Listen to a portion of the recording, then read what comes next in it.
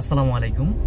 একটি গাড়ি চালানোর জন্য আপনার যে বিষয়গুলো জানা প্রয়োজন প্রাথমিকভাবে, তো দেখে দেখে আসলে সবকিছু বোঝা বা জানা সম্ভব না।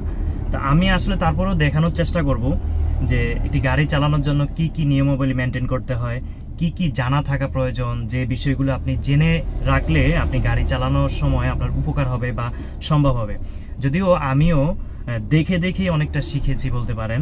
তো পুরো ভিডিওটি প্র্যাকটিক্যাল আপনাদেরকে দেখিয়ে দিব, কোনটা দিয়ে কি করতে হয়, কোনটার কাজ কি, কোন কোন বিষয়গুলো লক্ষ্য রেখে গাড়ি চালানো উচিত। তো সার্বিক বিষয়টি আপনাদেরকে আমি জানিয়ে দেওয়ার চেষ্টা করব। কোনো বিষয়ে জানার থাকলে ঐচ্ছিক বা অতিরিক্ত সেটা অবশ্যই কমেন্ট বক্সে জানাবেন, আমি রিপ্লাই দেওয়ার চেষ্টা করব। পুরো ভিডিওটি এনজয় করতে থাকুন। প্রিয় ভিউয়ার্স, গাড়ি চালানোর সময় যে বিষয়গুলো আপনাদেরকে জেনে রাখতে হবে, ক্লাসের ব্যবহার, ব্রেকের ব্যবহার, অ্যাক্সিলারেটরের ব্যবহার এবং গিয়ার পরিবর্তন, এই চারটি বিষয় মূলত মেজর, যে চারটি বিষয়ের কম্বিনেশনই আপনি ভালোভাবে গাড়ি চালাতে পারবেন। আপনি যখন গিয়ার চেঞ্জ করবেন অবশ্যই ক্লাস চেপে তারপর করতে হবে। ক্লাস চাপা ছাড়া যদি আপনি গিয়ার চেঞ্জ করেন সেক্ষেত্রে গাড়িটি বন্ধ হয়ে যেতে পারে অথবা অন্য কোনো সমস্যা হতে পারে বা দুর্ঘটনা ঘটতে পারে। যখন ব্রেক করবেন তখন অবশ্যই পাশাপাশি ক্লাসে পা রাখার চেষ্টা করবেন, রাখবেন। যখন অ্যাক্সিলারেশন দিবেন, মানে গাড়িটি চালানোর জন্য সামনে এগিয়ে যাবেন, তখন অবশ্যই ক্লাস থেকে আস্তে আস্তে পা সরিয়ে নিতে হবে। তো এই সার্বিক বিষয়গুলো কিন্তু কম্বিনেশন থাকতে হবে, মানে হাতে এবং পায়ের যে কাজগুলো, হাতে এবং পায়ের কাজের মধ্যে সর্বপ্রথম পায়ের কাজগুলো কি সেটা আমরা বুঝে নেওয়ার চেষ্টা করি। সর্বপ্রথম ডান দিক থেকে যেটা রয়েছে এটা হচ্ছে অ্যাক্সিলারেশন বা অনেকে এটাকে পিক আপ বলে।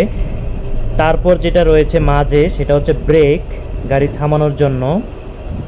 তারপর বাম পাশে যেটা রয়েছে এটা হচ্ছে ক্লাস, যেটা চেপে গিয়ার পরিবর্তন করতে হয় অথবা ব্রেক করার সময় যেটা চাপতে হয়। এটাকে অনেকে সহজভাবে বলে ডান দিক থেকে এতে অ্যাক্সিলারেশন, বিতে ব্রেক, সিতে ক্লাস। এরপর এখন যেটা দেখতে পাচ্ছেন এটা হচ্ছে ম্যানুয়াল গাড়ির গিয়ার পরিবর্তনের যে সিস্টেমটা রয়েছে, মাঝখানে থাকা অবস্থায় ডানে বাঁয়ে গেলে এটা হচ্ছে নিউট্রালে থাকে।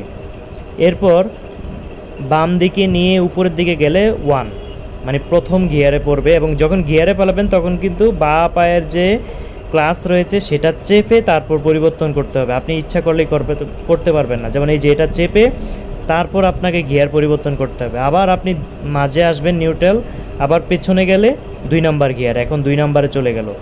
এরপর মাঝে আনলে আবার নিউট্রাল এবং 3 নাম্বারে চলে যাবে। ওইখানে যে দাগ কাটা রয়েছে এটা দেখে আপনি বুঝতে পারবেন সহজে 1, 2, 3 কোন দিকে গেলে হবে। এবং যখন আপনি একে দিয়ে চালাবেন তখন অবশ্যই ক্লাসটা আস্তে আস্তে ছেড়ে ডান দিকের যে অ্যাক্সিলারেশন সেটা চাপতে হবে এবং গাড়ি সামনের দিকে এগিয়ে যাবে। এভাবে আপনি আস্তে ধীরে যখন গাড়ি চালানো অভ্যাস করবেন তখন এটা আস্তে ধীরে আপনি ঠিক হয়ে যাবে। তবে আপনি চাইলেই হঠাৎ করে ধরে দিতে পারবেন না, আপনাকে প্র্যাকটিক্যাল এটাকে ট্রাই করার চেষ্টা করতে হবে। এভাবে আপনার পায়ের এবং হাতের যে কাজগুলো রয়েছে এটা সমাধান হয়ে যাবে। এরপর আপনি যেহেতু একটি বড় গাড়ি চালাচ্ছেন সেক্ষেত্রে অবশ্যই গাড়ির যে সাইজ মেজারমেন্ট সেটা করে আপনাকে রাস্তায় চালাতে হবে, নয়তো এপাশ ওপাশ অন্য গাড়ির সাথে লেগে যাবে। এরপর আপনি লুকিং গ্লাস অবশ্যই ফলো রাখতে হবে। লুকিং গ্লাসের পাশে এবং পেছন থেকে কোন গাড়ি আপনাকে ওভারটেক করছে এগুলো যদি আপনি লক্ষ্য না করেন সেক্ষেত্রে অবশ্যই দুর্ঘটনায় পড়তে পারেন। ডানে এবং বাঁয়ে 2টি লুকিং গ্লাস রয়েছে যে কোনো গাড়িতে, এটি আপনাকে ফলো করেই ইউটার্ন বা যে কোনো পরিস্থিতিতে গাড়ি চালানো করতে হবে।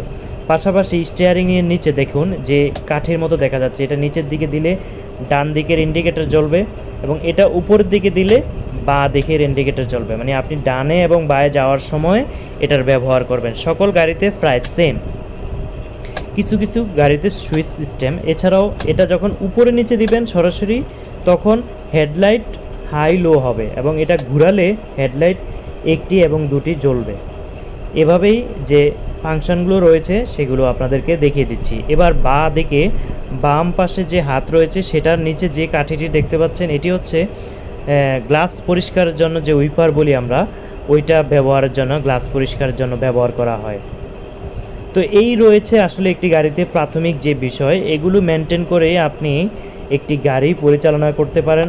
উন্নত দেশে, বাইরের দেশে শিক্ষিত মানুষগুলোই কিন্তু গাড়ি চালাচ্ছে যারা, তারা কিন্তু আইন সম্পর্কে ওই বিষয়ে জানে। আমাদের দেশে কিন্তু চালাতে পারলেই রাস্তায় উঠে যাচ্ছে, সে কিন্তু প্র্যাকটিক্যালি ওই আইনগুলো সম্পর্কে অবগত হচ্ছে না বা জানছে না বা জানার ইচ্ছা নাই। সে চালাতে পারে তাই রাস্তায় গাড়ি নিয়ে বের হয়ে গেছে। কিন্তু উন্নত দেশগুলোতে গাড়ি চালানোর জন্য আপনাকে অবশ্যই গাড়ি চালানোর বিষয়ে শিক্ষিত হতে হবে, মানে এডুকেটেড হতে হবে। তো এই বিষয়গুলো আমাদের দেশে না থাকার কারণে সমস্যা হচ্ছে, তবে সময়ের সাথে সাথে আশা করি এগুলো কেটে যাবে, যেহেতু আমরা উন্নয়নশীল দেশ। আর হচ্ছে অবশ্যই এই লুকিং গ্লাসগুলো যেটা বলতেছিলাম, লক্ষ্য রাখতে হবে আপনার গাড়ি ব্যাক এবং সামনের সাইড কিন্তু আপনাকে প্রপারভাবে দেখেই গাড়ি চালাতে হবে, যদিও আপনি সামনে তাকিয়ে আছেন।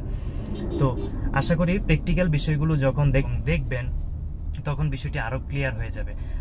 আশা করি তথ্যবহুল ভিডিও থেকে আপনারা উপকৃত হয়েছেন এবং দেখে দেখে হলেও গাড়ি চালানো সম্পর্কে একটি ধারণা পেয়েছেন।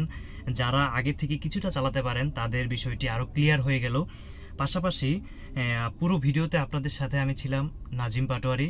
আপনারা দেখছেন নাজিমস গুডনেস।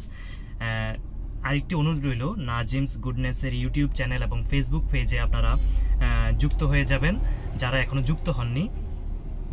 পাশাপাশি আমাদেরকে সাপোর্ট দিতে থাকবেন অনলাইন সাইটগুলোতে, যাতে এইভাবে নিয়মিত নিত্য নতুন কন্টেন্ট নিয়ে আপনাদের সামনে আসতে পারি, যা থেকে আপনারা কিছু জানতে পারেন অথবা আপনাদের সাথে কমিউনিকেশন রেখে আমিও আপনাদের কাছ থেকে অনেক কিছু শিখতে পারি। তো আশা করি আমাদের সাথেই থাকবেন। আমাদের সাথে থাকার জন্য অসংখ্য ধন্যবাদ। আল্লাহ হাফেজ।